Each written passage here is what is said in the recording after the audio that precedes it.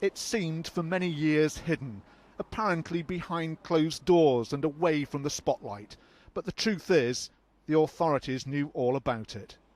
Rotherham Council leaders and police chiefs were told, but the victims' stories were disbelieved, suppressed, or even ignored. This girl was one of an estimated 1,400 victims of grooming gangs in one town. He would rape me once a week, every week. And then that's when he started to gain control over me, and when I started to fear him, and not just him, but everybody else within that gang. And I'd have to have sex with his cousins or whoever wanted to have sex with me, and I've very much become like an object, and that's how they treated me. Council officials, according to the expert finally called in to investigate, were too preoccupied with what were described as professional jealousies. If all of the authorities involved, officers and members, had been less concerned with their own agendas and prejudices and kept their focus on the children's welfare, some of these children might not have suffered the abuse and brutality we read about and heard about.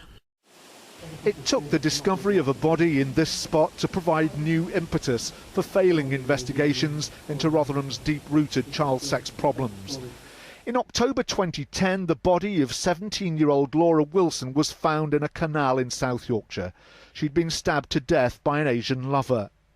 In a separate case in November the same year, 5 men from Rotherham were jailed for sex offences against girls as young as 12.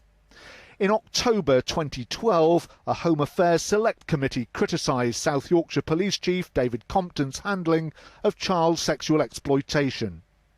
In July 2013, MPs said Rotherham Council had failed in its duty of care to child sex victims.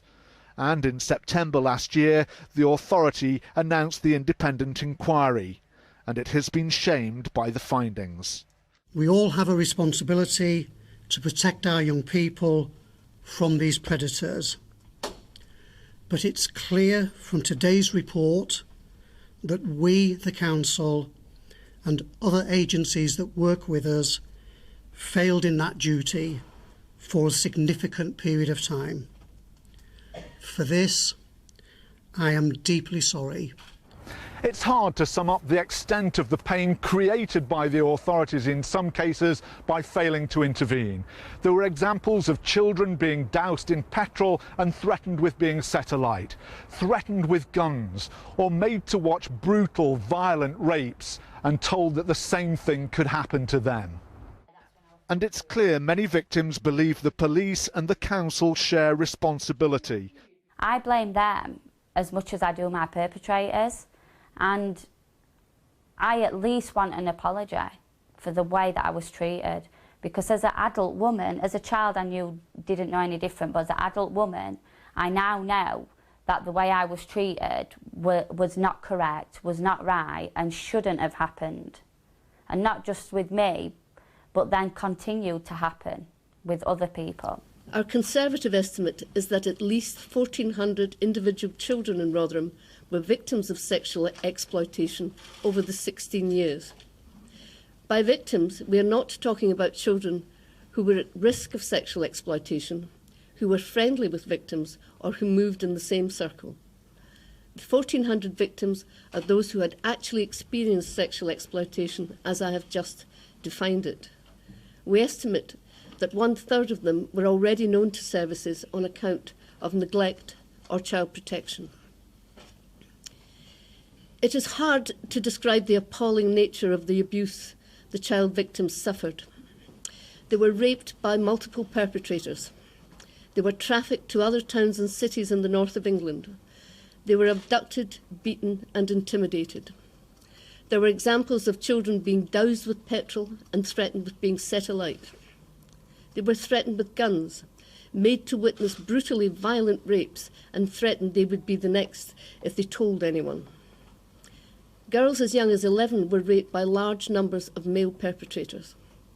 The detail of this information and the 15 pen pictures of exploited children, which we include in Chapter 5 of the report, were all taken from official records, files and minutes.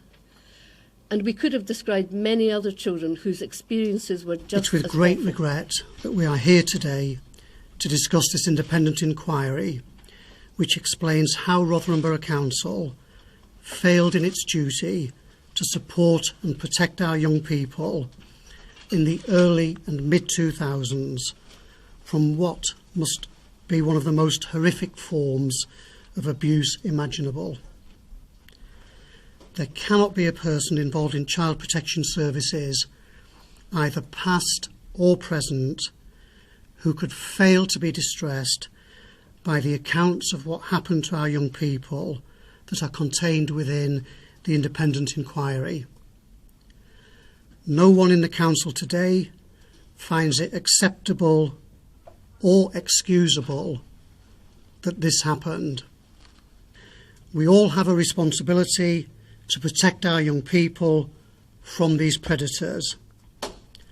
But it's clear from today's report that we, the council, and other agencies that work with us failed in that duty for a significant period of time.